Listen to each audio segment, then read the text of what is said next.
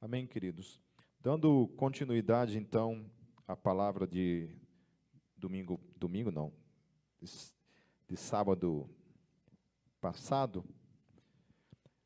vamos lá? Deixam abertas suas Bíblias lá em 2 Timóteo, no capítulo 1. Apenas recapitulando, para a gente dar continuidade depois, nós vimos que todo o ministério de Paulo, a questão do apostolado, só era possível porque ele de fato acreditava que Jesus, ele tinha experimentado essa questão de que Jesus de fato era quem dizia ser e que era real aquilo que ele combatia antes. Ele combatia os cristãos, levava esses cristãos presos, alguns eram mortos em detrimento à questão da sua fé, por causa da sua fé. E Paulo se vê então agora como um desses que também estava defendendo essa verdade. Ele tem um encontro pessoal com Jesus, o próprio Cristo o evangeliza, se apresenta para ele, e então Paulo começa o seu ministério. Então Paulo ele tinha essa convicção. E aí quando eu olho para mim e para a tua vida, essas questões ligadas ao nosso chamado, ao nosso ministério, o quanto nós temos convicção disso. Quando a gente olha para a nossa fé, de fato nós cremos nisso, que Jesus de fato veio a este mundo, morreu, ressuscitou, ascendeu aos céus e um dia voltará para nos buscar. Nós temos convicção disso. Se nós temos convicção disso, o que isso se manifesta de relevante no nosso dia a dia? Obrigado. No nosso dia a dia, no nosso chamado. Ou não? A gente crê nisso, mas isso não se manifesta em algo real, prático no nosso dia a dia.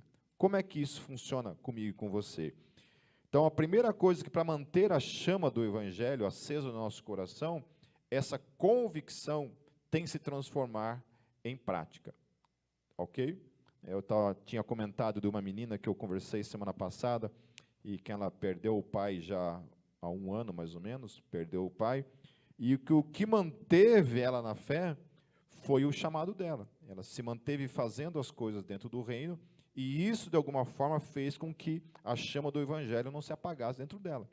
Porque ela, mesmo tendo essa crise com Deus, em relação ao pai ter morrido, né, enfrentando uma crise de fé em relação a isso, ela se manteve servindo, se manteve cumprindo o seu chamado e o seu ministério, né? E está hoje, até hoje, servindo o reino por causa dessa convicção. A convicção de quem Jesus é, a convicção de que aquilo é real e a convicção de que ele precisa manifestar na sua vida essa fé. Essa fé não pode simplesmente ser algo abstrato e algo que só não manifeste em algo concreto na minha e na tua vida, né? Ao ponto de ver muita gente com a chama do Evangelho se apagando conforme vai caminhando. Então, quanto mais tempo você está no reino, mais a chama está acesa ou mais ela está se apagando? Como é que está esse negócio na chama do Evangelho no meu e no teu coração? Cada vez a gente tem orado mais ou cada vez a gente tem orado menos? Cada vez a gente tem tido vontade de servir mais ou cada vez nós temos tido vontade de servir menos? Ou uma crise, um problema, uma decepção, uma frustração ligada ao teu pastor, à tua pastora, ao teu líder, ao teu ministério, ou às pessoas da igreja, isso traz um desânimo, uma desmotivação ao ponto de não quero mais, em detrimento a isso. Como é que isso funciona? Então, nós estivemos vendo que na vida de Timóteo, por exemplo, ele estava, então, dando continuidade a um legado que ele tinha recebido da sua avó e da sua mãe. Então, Timóteo se via responsável, estava debaixo dessa responsabilidade de dar continuidade àquilo que havia sido plantado na vida dele. E que tenho medo, eu me atemorizo, que os nossos filhos não darão continuidade a esse chamado. Aquilo que foi plantado nos nossos corações. Eu, graças a Deus, eu tive minhas 2 vós, morreram no Evangelho, servindo a Deus, uma da Assembleia de Deus Madureira e a outra da Deus em Amor. Vocês acreditam nisso? Que minhas duas vozinhas eram pentecostais do manto. As duas eram. E minha mãe e meu pai se converteram numa igreja quadrangular. Olha só, minha família é fruto de uma igreja quadrangular que nem se chamava quadrangular na época, se chamava Cruzada. Isso lá no tempo do dilúvio. Era no tempo das cruzadas. Boa, stand-up aqui na hora aqui.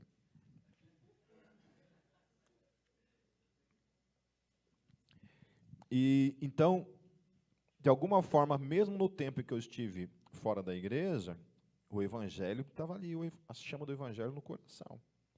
E aí vim para Cristo aos 18 anos de idade. Estamos aqui. Eu já tenho 50 anos. Mas eu tenho uma crise com a igreja, porque eu vejo, para não dizer nada, eu vejo poucas pessoas hoje, vivendo aquilo que eu, quando era jovem, procurei viver, que é a questão da oração, do jejum, do evangelismo.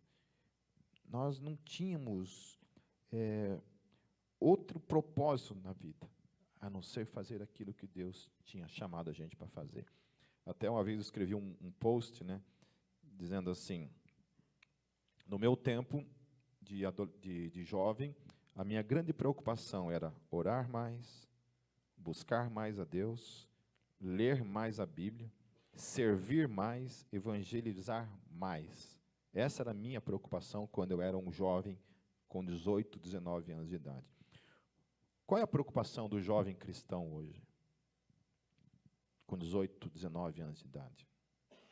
Qual tem sido aquilo que tem ocupado a mente e o coração de um jovem cristão? E aí a gente vê uma nova geração preocupada em defender aborto, a liberação da maconha, a questão da ideologia de gênero. Hoje mais uma família nos procurou, porque um dos filhos está com dificuldade na sua sexualidade. E quando eu falo de dificuldade na sexualidade, os mais velhos como eu tendem a pensar em questões ligadas a masturbação, pornografia. Esqueça isso. Isso aí é fichinha. Nós estamos lidando, queridos, com uma ideologia que adentrou dentro das famílias de uma maneira tão poderosa que nem a minha e a tua casa estão livres disso. Então, cuide dos seus filhos. Cuidem. Sabe, se você puder ter a graça de colocar o seu filho numa escola cristã, você, faça isso. A segunda coisa é que se você puder evitar o máximo ter uma televisão em casa e um cuidado todo especial com seu filho em relação à internet, faça isso. Não tenha medo de cuidar disso. Não tenha medo. Não confie que o teu filho tenha maturidade, sabedoria para lidar com a internet, porque ele não tem. Se nós, como adultos, não temos, quem dirá uma criança ou um adolescente? E não tem para onde você fugir, queridos. As séries de televisão hoje estão tomadas de ideologia. Tomadas. Eu falo isso porque a gente assiste séries em casa. Só que nós somos pessoas já com uma formação de fé, uma formação psicológica. Então, nós temos uma certa estrutura que observa aquelas coisas, olhamos na hora e dizemos, puxa vida. Mas aquilo que para nós, há 30 anos atrás, olhávamos para aquilo, e aquilo era uma vez ou outra que acontecia, por exemplo, eu estava conversando com a minha esposa, lá nos anos 90, você encontrar um casal de lésbica, por exemplo, na rua, era muito difícil. um casal homossexual, assim, de mãos dadas na rua, né, era muito difícil. Hoje, encontrar um casal hétero de mãos dadas está meio raro. Entendeu? Está meio complicada a coisa. Então, tomou a coisa de uma maneira tão imperceptível por cada um de nós, porque a gente não percebeu isso. A gente não percebeu isso. Quando o Desertor escreveu o álbum Cadeira de Rodas, a nossa grande crítica foi em relação à televisão. Por isso, Cadeira de Rodas, porque, de fato, a televisão, ela aleja a família, ela destrói a família.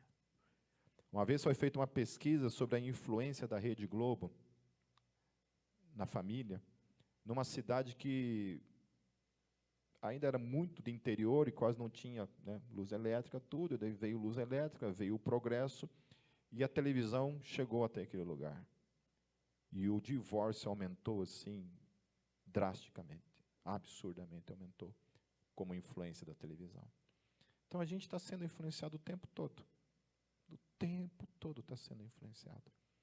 E os nossos jovens, crianças e adolescentes não têm tido essa crítica de olhar para aquilo e observar aquilo com sabedoria e estrutura, porque a gente também é muito inocente nessa questão de entender, de achar, de exigir, de cobrar, de que eles terão uma maturidade para lidar com isso, e não terão.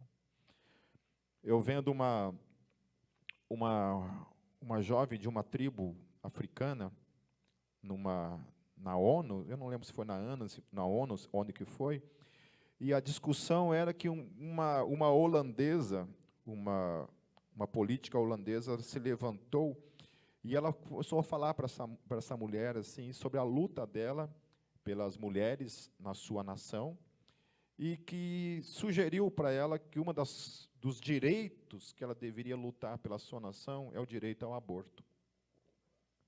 Que ela deveria lutar pelo direito da mulher ao aborto. E a resposta que essa mulher deu foi assim: olha, nem se eu quisesse eu teria como fazer isso, porque eu teria que inventar uma palavra na minha língua para aborto, porque ela não existe.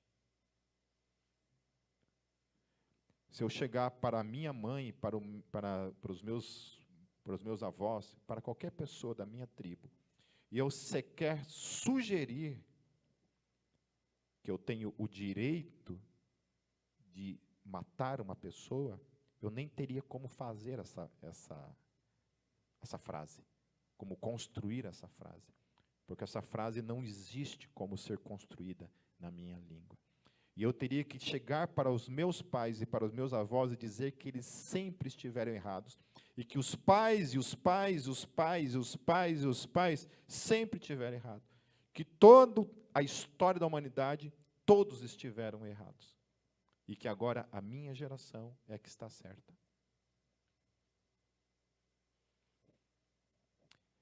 Então, temos que tomar todo cuidado com isso. Tudo isso eu estou falando por causa dessa questão do legado. Então, queridos, olha, cuidem dos seus filhos. Cuidem, cuidem, cuidem. Cuidem, antes que seja tarde demais. A outra coisa que Paulo fala, que quando Paulo lembrava de Timóteo, ele lembrava das suas lágrimas, ou seja, ele lembrava que Timóteo sofria por causa do ministério. Isso, trazendo dentro desse contexto de chama do Evangelho acesa, é para tirar de mim e de você qualquer noção, qualquer preconceito de que eu e você estamos livres, mesmo tendo dentro de um ministério servindo a Deus, livres de chorar, de passar por frustrações, de decepções e tudo mais. Então, Timóteo era alguém que chorava. Amém? A outra coisa que Paulo fala, que a memória dele é que a fé de Timóteo não era fingida, era uma fé realmente vivida no seu dia a dia, ao qual nós também temos que buscar. E também falei da questão de que Deus não nos deu o espírito de covardia. Amém? Nós não fomos chamados para sermos covardes, temos medo de servir, temos medo de pregar o Evangelho. Nós não fomos chamados para isso. Amém? Nós temos que ter a coragem para isso, porque todo o poder, nós falamos sobre dunamis, todo o poder para que você opere o teu chamado já está aí dentro de mim, dentro de você. Já está aí. Só que se nós não colocarmos em prática esse chamado, nunca esse poder irá se manifestar. Eu só pude ver os frutos na minha vida porque um dia eu obedeci. Se eu não tivesse obedecido, eu não teria visto nada na minha vida.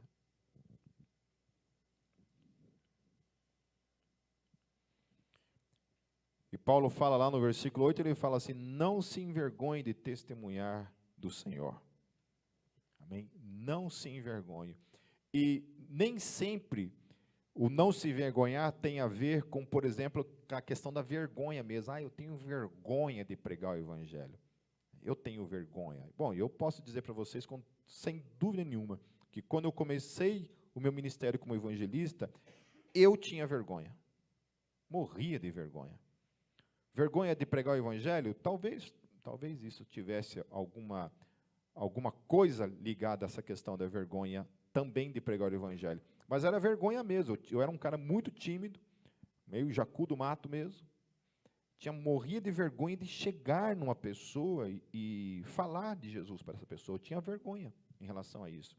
Mas mesmo assim, tendo toda essa vergonha, comecei pregando o evangelho, anunciando o evangelho para as pessoas nas ruas.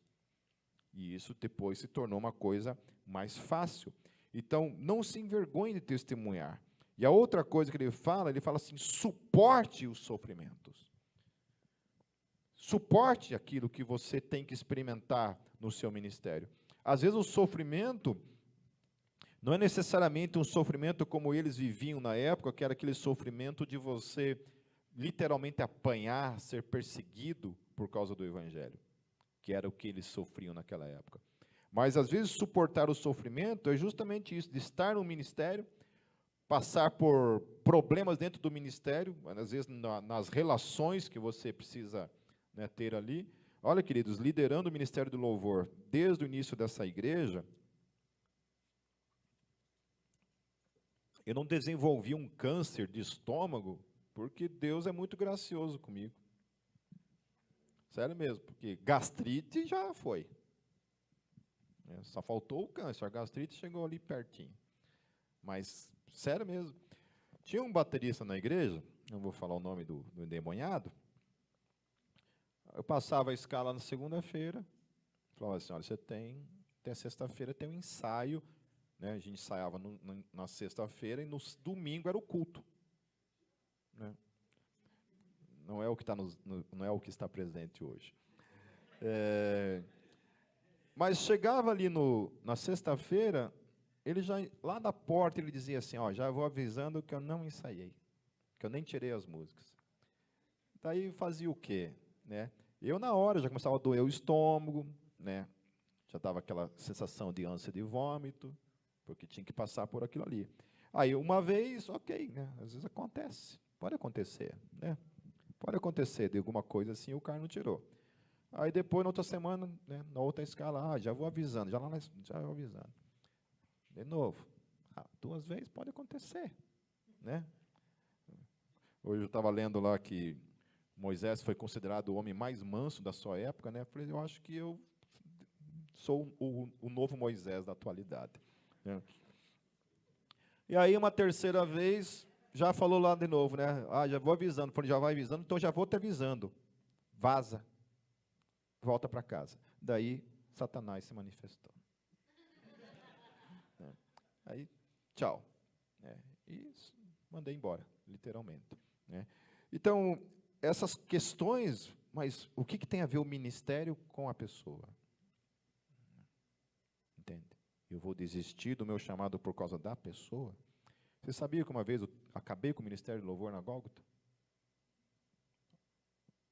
Acabei. Falei, chega. Virou uma palhaçada o negócio, né? Todo ensaio era mais estresse do que bênção. Falei, acabou. Vão tudo dormir, vocês tudo. Entendeu? Acabei. Até o grupo, eu tinha um WhatsApp lá, eu excluí até o grupo. Falei, chega, acabou. Acabou. Tá, acabou. Aí acho que ficou lá, sei lá, uns 2 meses, só a santidade e voz, só isso. Só eu que era santo naquele ministério. E aí ficou lá uns 2 meses, daí tiveram que implorar lá, pelo amor de Deus, voltar o metal, porque Deus estava perguntando, cadê meus metal? Então é isso, é difícil. Então, suportar os sofrimentos muitas vezes envolve isso, queridos. Né? Eu não sei como é que o Kenny tem vivido isso, mas diaconia, por exemplo, né? A gente fazia uma escala de diaconia, chegava na hora do culto, nem avisava. Eu avisava em cima da hora, não vou. Daí não vou, né? Daí tinha que se virar nos 30. Né? Professor nas crianças, né? Pensou? Domingo, simplesmente eu não apareço aqui, não venho. Aí, cadê o Pipe? Não veio. Uma vez um cara respondeu bem assim, não foi para mim, foi para um outro pastor numa outra igreja. O cara foi cobrar ele em relação ao ministério de louvor. Ele falou assim, eu não tenho obrigação nenhuma. Mas por quê? Porque eu não sou pago para isso. Entendeu? Não é o emprego dele, não é o trabalho dele. Não esqueceu o que é feito para Deus, né? Acho que uma pessoa dessa não tem temor. Fica com uma raiva, às vezes, de Deus por causa disso. Mas não custa dar um raiozinho ali, né? Só uma faísquinha, assim, né? Tipo aquela dedinha na tomada, assim, né?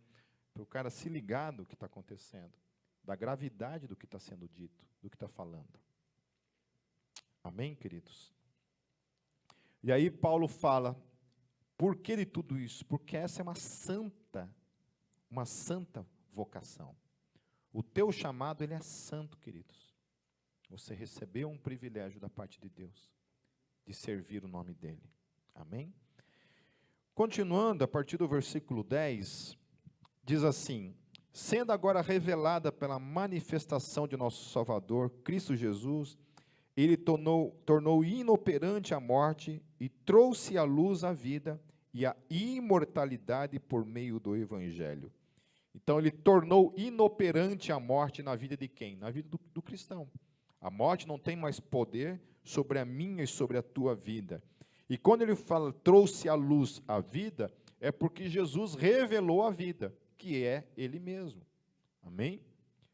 A vida verdadeira só pode ser vivida quem está em Cristo Jesus. Não existe outra vida fora dele. Existe essa vida biológica aí no dia a dia, mas vida de fato, por isso que ele pode prometer para mim e para você a vida eterna. Porque somente aquele que é eterno pode prometer vida eterna. Por isso que aquilo que eu falei sábado passado, de C.S. Lewis, que C.S. Lewis falou isso, ou Jesus é o próprio Satanás, é um demônio, ou ele é um retardado, louco, que não sabe o que está falando, pensa que é verdade, mas está totalmente fora da casinha, ou as coisas que ele falou acerca de si mesmo é verdadeira. Então, somente Deus pode dar eternidade para o outro, porque somente ele é eterno. Amém, queridos? Amém? Amém? Então, Jesus falou isso, que ele é a vida eterna. Então, ele revelou a verdadeira vida, que vai para além.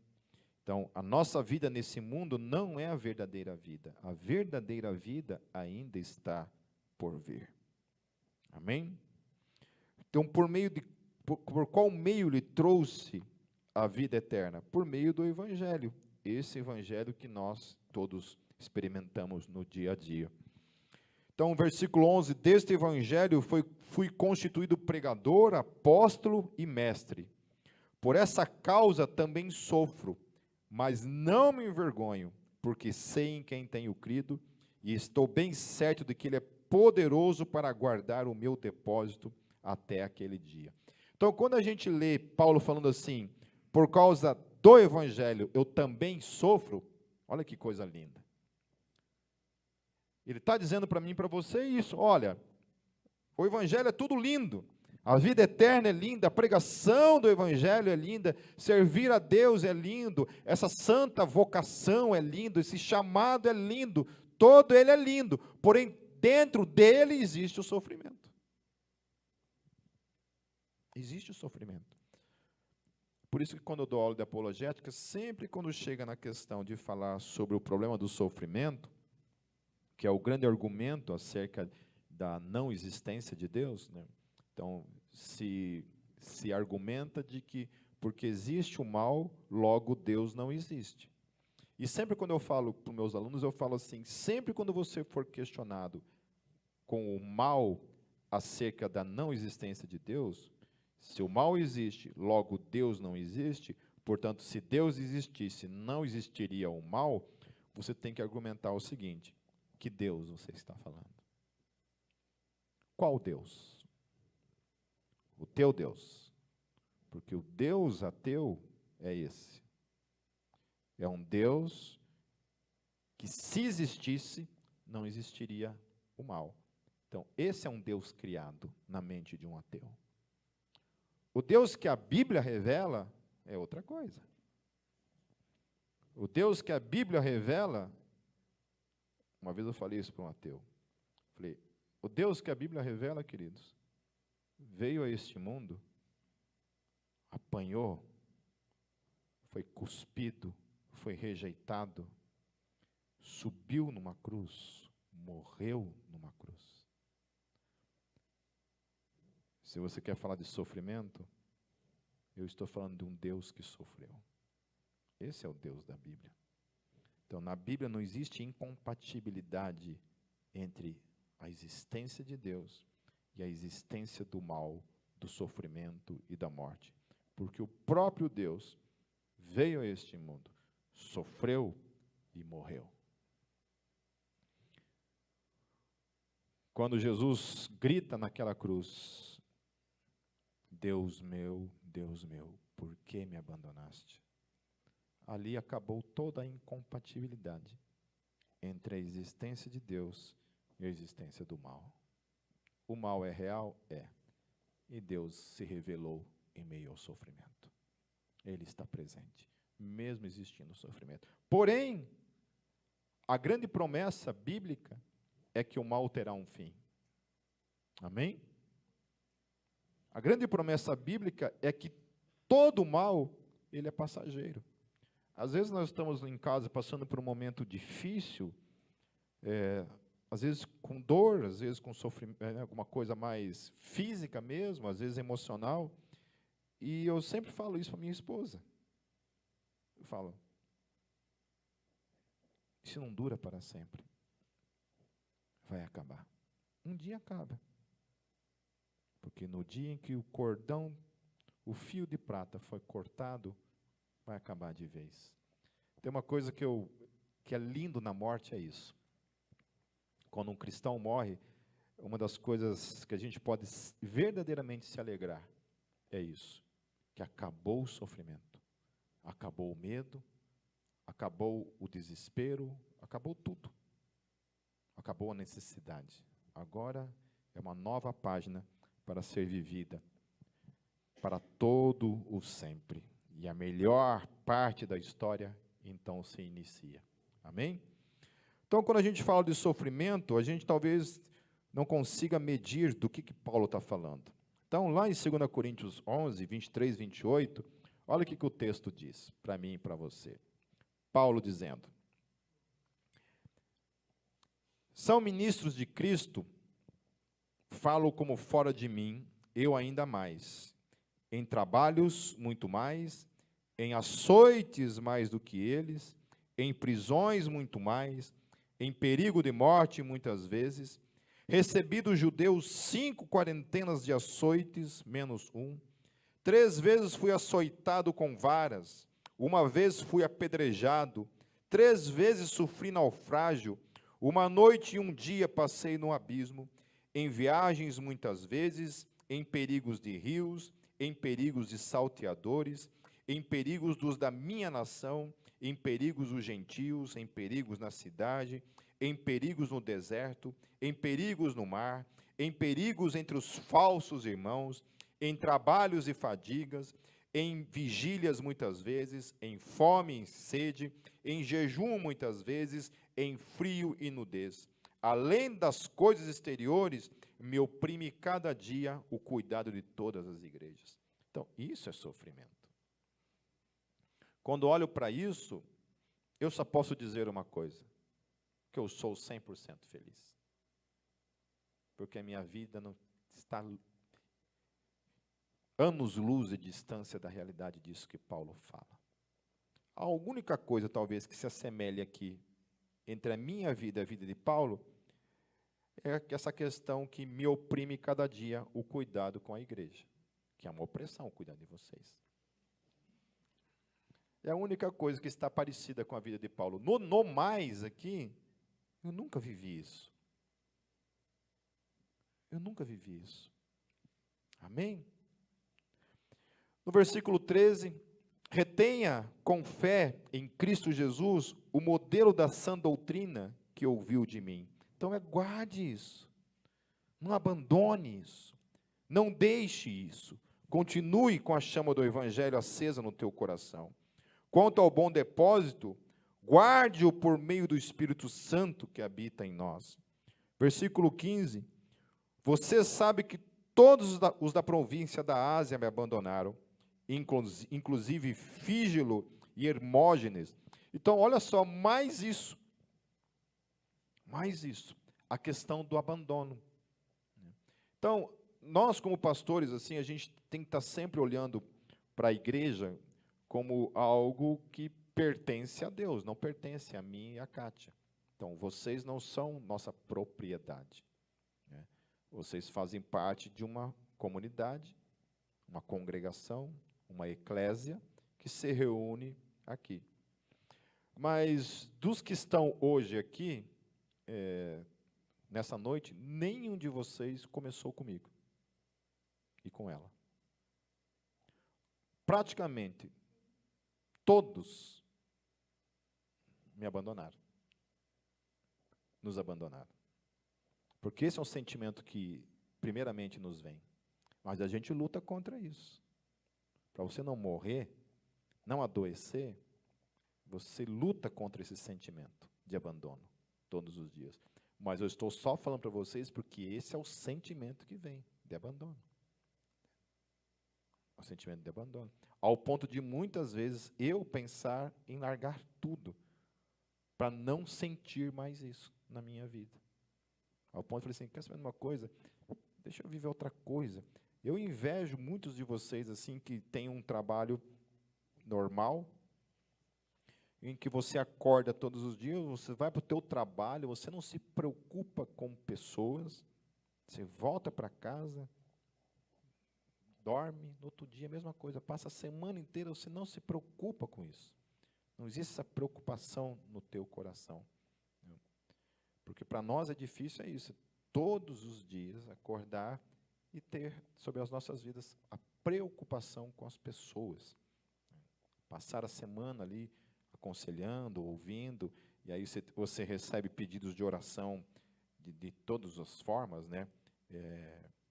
Por causa dos filhos, por causa da questão financeira, por causa do casamento, por causa do trabalho, por causa de si mesmo, e por aí vai. Então, todos os dias.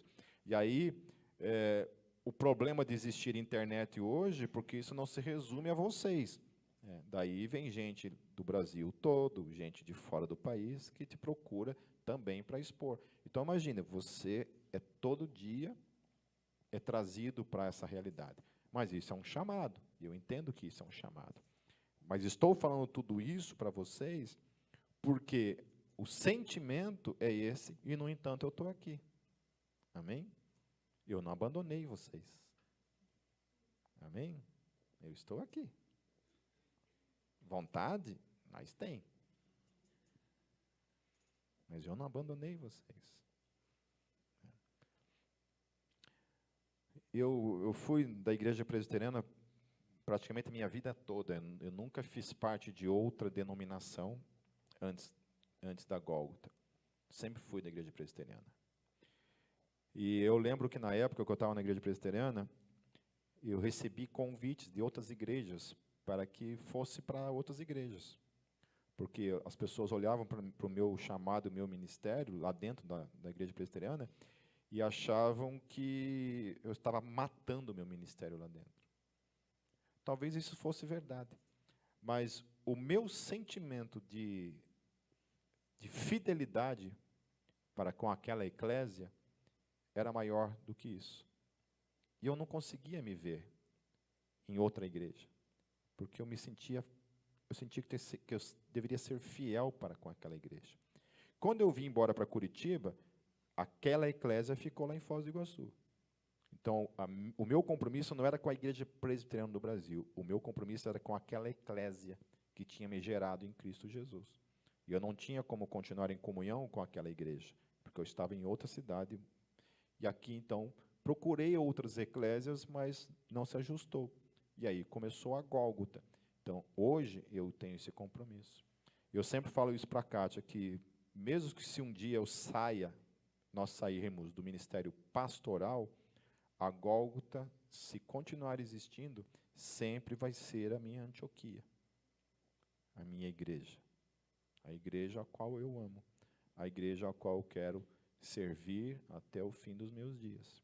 Esteja onde eu estiver, estando em Curitiba, estando em outro lugar. Se Deus decidir que o tempo dela tem um tempo de validade, aí é com Ele.